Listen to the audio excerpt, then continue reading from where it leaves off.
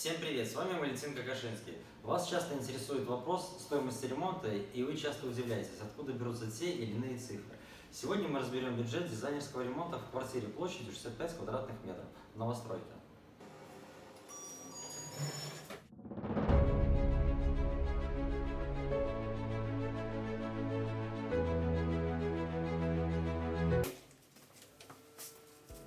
Начать хочется с того, что существуют разные типы ремонта. Самый простой – это косметический ремонт. Такой ремонт следует делать, если хочется что-то обновить в квартире. Например, перекрасить стены, либо поменять обои.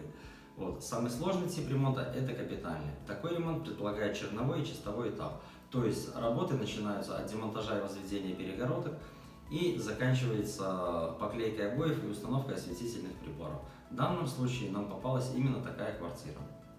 Любой ремонт начинается с дизайна. Его вы можете составить самостоятельно или обратиться за помощью к нашим специалистам. Средняя цена дизайн-проекта в нашей компании составляет 2000 рублей за метр квадратный.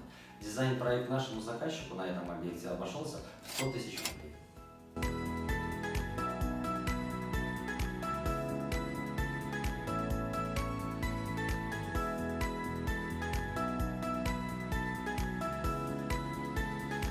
После того, как проект подготовлен, можно приступать непосредственно к ремонту. Стоимость чернового ремонта в этой квартире составила 350 тысяч рублей. Сюда входили демонтажные работы, возведение перегородок, выравнивание стен, стяжка, монтаж электрики, сантехники, отопление и вентиляция.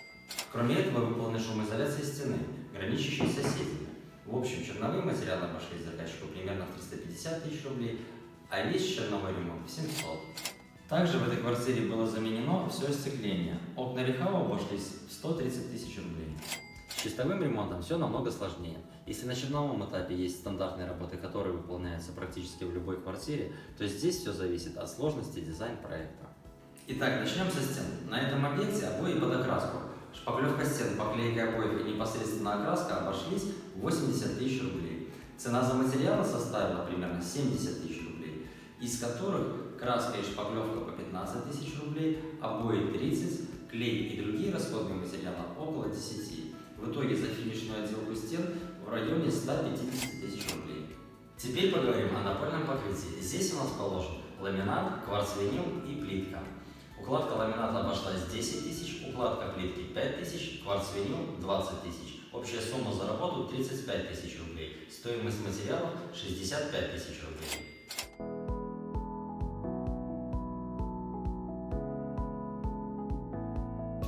Отдельное внимание хочется уделить декоративным элементам. Укладка клинкерного кирпича обошлась заказчику 30 тысяч рублей. Сам кирпичик с лаком около 40 тысяч рублей. Идем дальше.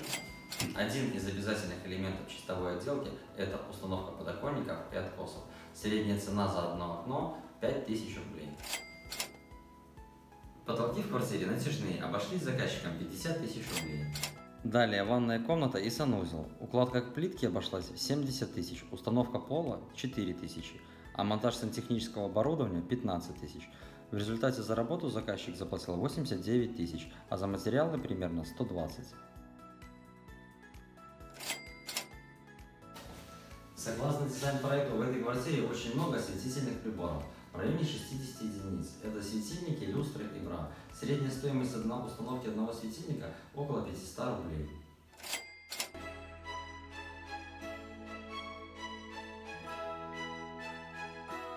На последнем этапе ставятся межкомнатные двери. Цена установки одной двери 3500 рублей.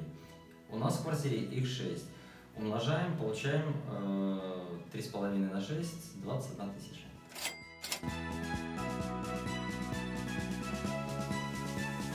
Помимо этих работ посчитаем расходы на различные мелочи, такие как вывоз мусора, доставка материалов, установка карнизов, декоративные уголки, плинтуса и так далее. На эти работы закладываем примерно 50 тысяч. Покупка и сборка мебели, включая кухонную гарнитуру в этой квартире, обошлась 400 тысяч. Кухонная плита, холодильник и другая бытовая техника еще 200.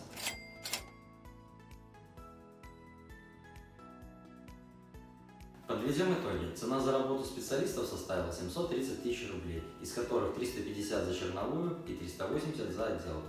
Дизайн-проект обошелся 100 тысяч рублей, материалы 800, мебель 400, бытовая техника 200 тысяч рублей. Общая цена всего ремонта составила 2,5 миллиона.